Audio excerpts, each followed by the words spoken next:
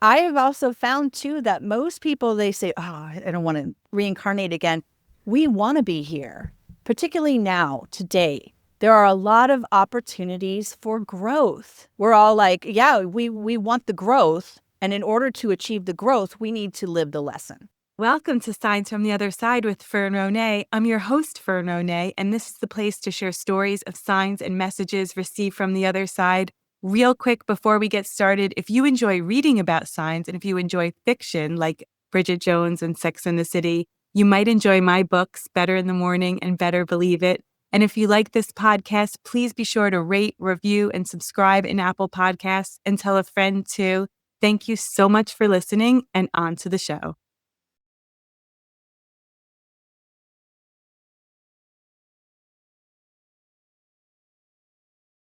I would love to do a quick Q&A for everyone listening, for everyone curious about reincarnation. So this is the reincarnation Q&A. Okay, love it. I love the way you describe, I love your book, Who Do You Think You Are? And everything's in the show notes. I love how you describe karma. People use that word a lot, especially on social media. It's a word like narcissist that everybody's using these days. But if you could describe karma. Karma, okay. A lot of people think that karma means like if you do something bad that you're going to be punished for it. Like, or if you're struggling in this life, it's because you did something bad in a past life and you deserve it. We're learning over many lifetimes. So life is a school that we reincarnate on. So, you know, sometimes it's about learning a lesson from two different sides, right?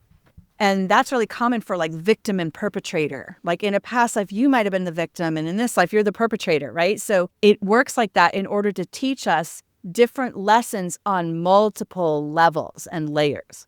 And it's really important not to judge what you think someone else's karma is, because sometimes people who are struggling the most in this life are the most evolved souls. I don't use the term old soul. I've said this a bunch of times because I don't believe that age guarantees wisdom at all. So I use the term evolved soul. Yes. So, you know, it's really important not to judge. We're all on our own journey and we're all learning different lessons in different lifetimes. So yeah, karma is about balance. If somebody does you wrong in a past life, in the next life, you'll have a chance to kind of make that right. Or do things differently and make different choices, because we always have free will. Yes. We can always choose what we do, right? Nothing is ever determined. So that's kind of my definition of karma, is more about bringing things into balance with people. Yes. There's a part of the book where you describe soulmates, and I posted it on my social media. I love it so much. I've said I have many soulmates, my mom, my best friends. You know, people especially think that with romantic relationships that you have one soulmate. No, you could have many. And I love that the way you describe it. Yeah, we have many soulmates. You know, some people are meant to be kind of family members or friends that are loving connections that we have. Some are really difficult lessons. It's possible to be married multiple times in one lifetime to men that are all your soulmate, right? I define soulmate rather, as anybody you've known before in a past life. And so in that way, we're always getting new soulmates too, right? Like if we cross paths in this life, in the next life, we'll meet each other again. And so that's a lot of people. It could be like the waitress that spilled coffee in your lap, and instead of screaming at her, you decide to just understand, right? Yeah. That's how karma works as well, but that's how soulmates and soul contracts work.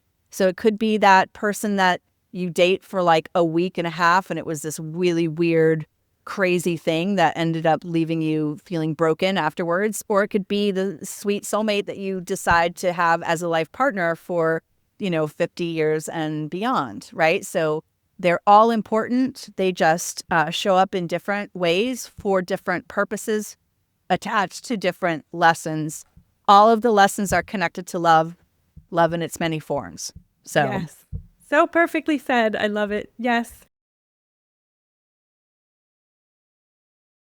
You know, you could be in a relationship, your husband and wife. In a past life, one of them could have been the parent. And that's actually your story, too. Your mom was your wife in a past life. So some people might say, oh, ew. But the way I describe it is, to think about it like that is like, that's such an earthly thing. So like our loved ones on the other side, I always say they're not watching us shower, they're not watching us go to the bathroom, they're watching us have sex. Right. Those are earthly thoughts and earthly things. But from the true state of things, on the soul level, it's about love and that soul connection. Is that the right way to describe it? Yeah.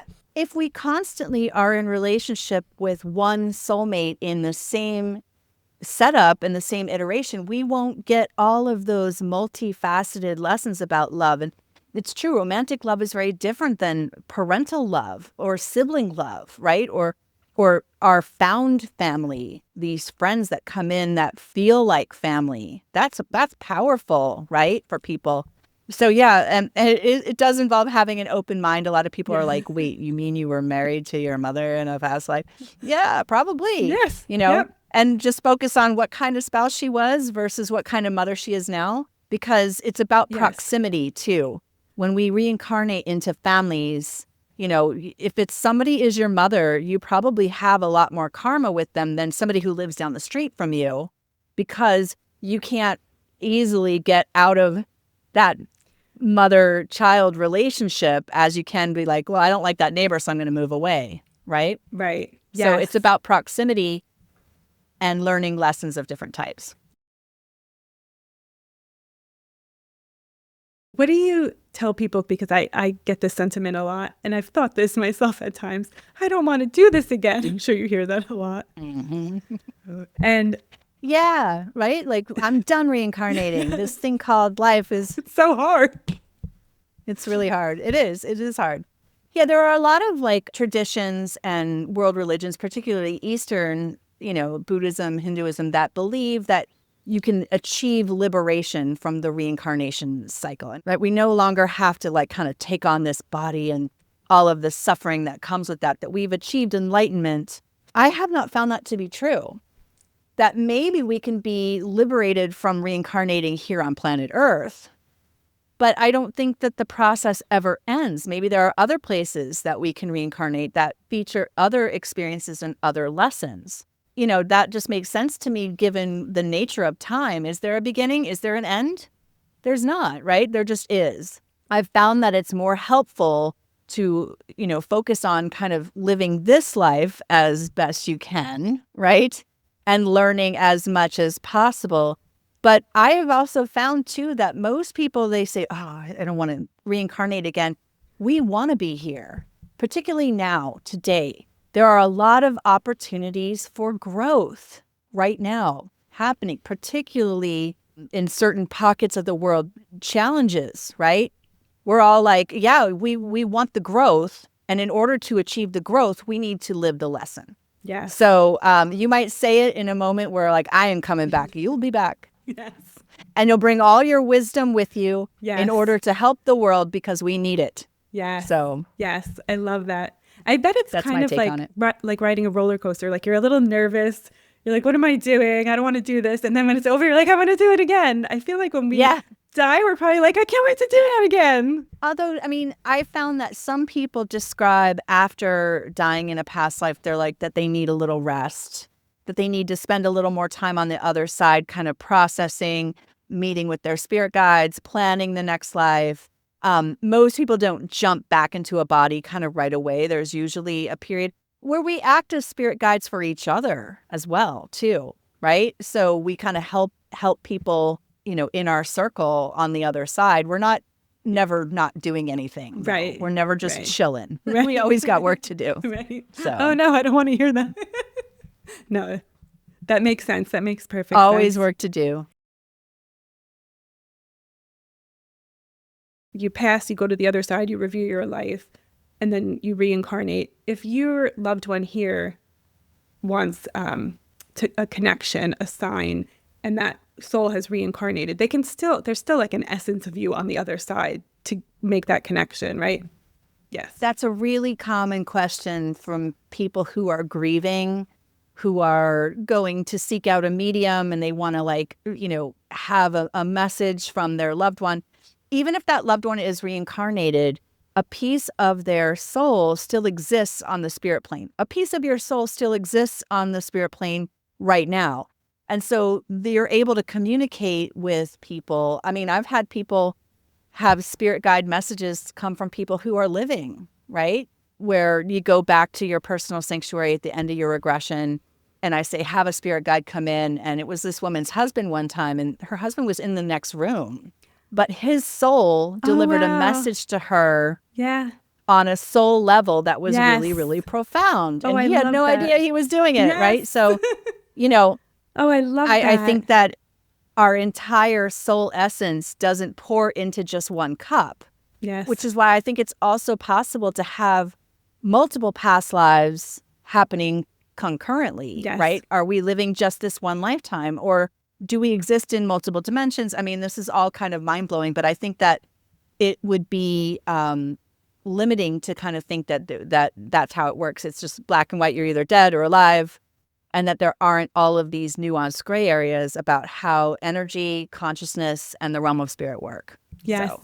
Makes so much sense. I have a wonderful friend whose mother has Alzheimer's. She's now nonverbal.